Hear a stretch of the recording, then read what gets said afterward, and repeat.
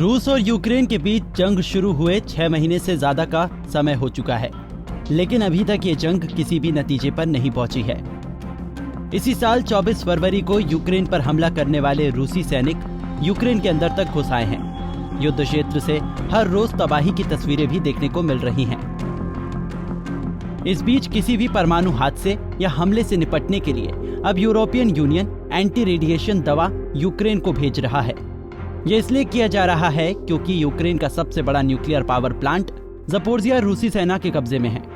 बता दें कि जंग शुरू होने के हफ्ते भर बाद ही रूसी सेना ने ज़पोरिज़िया न्यूक्लियर प्लांट पर कब्जा कर लिया था। इसलिए खतरा बना हुआ है कि जंग के दौरान यहाँ कभी भी परमाणु हादसा या रेडिएशन लीक हो सकता है। यूक्रेन के राष्ट्रपति वोलोदिमीर ज़ेलेंस्की ने न्यूक्लियर पावर प्लांट पर रूसी सेना के कब्जे को खतरा बताते हुए कहा, ज़पोरिज़िया न्यूक्लियर प्लांट पर रूसी सेना का कब्जा होना अभी भी रिस्की और खतरनाक है। इंटरनेशनल एटॉमिक एनर्जी एजेंसी यानी IAEA को जल्द से जल्द प्लांट का दौरा करना चाहिए। अगर रूसी सेना की किसी हरकत से रिएक्टर्स डिस्कनेक्ट हो जाते हैं तो यहाँ बड़ा हादसा हो सकता है। ज़ेलेंस्की के इस बयान के बाद अब यूक्रेन को एंटी रेडिएशन दवा की 55 लाख डोज भेजी जा रही है। यूरोपियन यूनियन ने एक प्रेस रिलीज जारी कर बताया कि परमाणु हादसे के डर को देखते हुए यूक्रेन को 55 लाख पोटेशियम आयोडाइड टैबलेट भेजी जा रही है। इनमें से 50 लाख टैबलेट्स यूरोपियन यूनियन और 5 लाख ऑस्ट्रिया भेज रहा है। इसकी कीमत 5 लाख यूरो यानी करीब 4 करोड़ रुपए है। आइए अब जानते हैं कि क्यों इतनी खास है पोटेशियम आयोडाइड दवा। शरीर में जाते ही ये ऐसा क्या करती है कि खतरनाक न्यूक्लियर रेडिएशन भी असर नहीं कर पाती। परमाणु हादसा या परमाणु हमला होने पर भारी मात्रा में खतरनाक रेडिएशन निकलती है। परमाणु हमले से तो बच पाना लगभग नामुमकिन है क्योंकि शरीर पर बाहर से जानलेवा प्रहार होता है, लेकिन परमाणु हादसे में रेडिएशन लीक होता है और उससे बचा जा सकता है।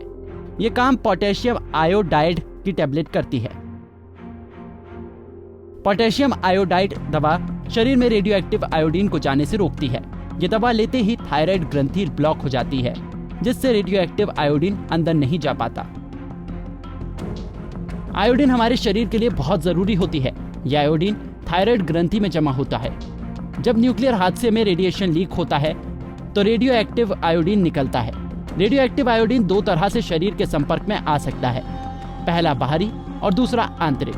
बाहरी संपर्क में आने पर यह रेडियो एक्टिव आयोडीन त्वचा पर जम जाता है, जिसे साबुन या गर्म पानी से निकाला जा सकता है। लेकिन आंतरिक संपर्क में आने पर यह थायराइड ग्रंथि में जम जाता है।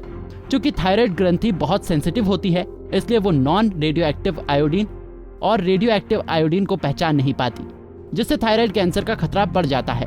इससे बच्चों को सबसे ज्यादा खतरा है। रेडिएशन लीक होने पर रेडियो एक्टिव आयोडीन सांस के जरिए या फिर खान पीन के जरिए शरीर के अंदर जा सकता है। ऐसा होने पर शरीर के अंदर खतरनाक रेडिएशन फैल जाता है।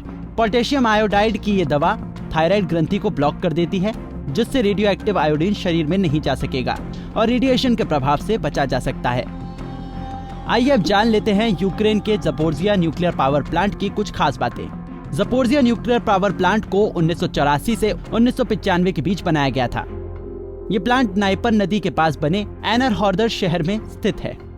ये प्लांट डॉनबास प्रांत से 200 किलोमीटर और राजधानी कीव से 550 किलोमीटर दूर है। ये यूरोप का सबसे बड़ा और दुनिया का 9वां सबसे बड़ा न्यूक्लियर पावर प्लांट है। इस पावर प्लांट पे 6 रिएक्टर्स हैं और हर रिएक्टर से 950 मेगावाट बिजली पैदा होती है। संयुक्त रूप से इस प्लांट में 5700 मेगावाट बिजली बनाई जाती है। इससे यूक्रेन की 25% बिजली पैदा होती है। हमसे जुड़े रहने के लिए हमारे YouTube चैनल को सब्सक्राइब करें और नई वीडियो की नोटिफिकेशन के लिए बेल आइकॉन को दबाएं। अगर आप ये वीडियो Facebook पर देख रहे हैं तो लाइक जरूर करें और ज्यादा से ज्यादा शेयर करें। धन्यवाद।